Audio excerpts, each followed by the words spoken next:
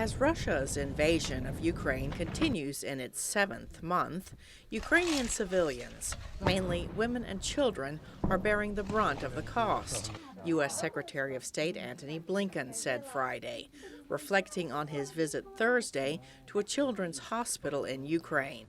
Blinken traveled to NATO headquarters in Brussels, saying Russia's war of choice is imposing immense cost, including on the Russian people.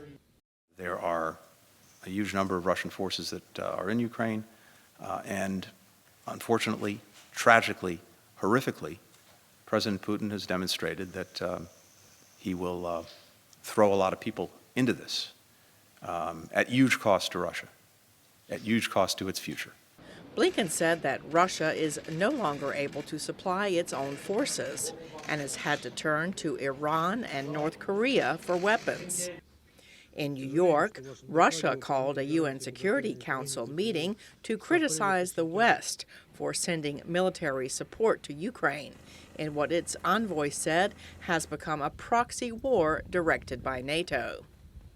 NATO Secretary General Jens Stoltenberg called on allies to supply special warm uniforms, generators, tents, and equipment to help Ukraine's army get through the coming winter. Blinken said the U.S. will also not leave its European friends in the cold as they prepare for winter and try to get by without Russian gas and oil.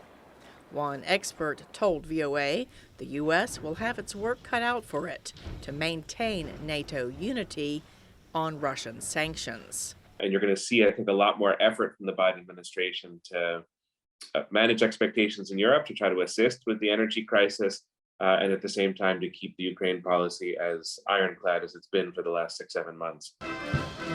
On a visit to Prague Friday, Defense Secretary Lloyd Austin said the U.S. and its allies will support Ukraine and each other for as long as it takes. Cindy Saine, VOA News, the State Department.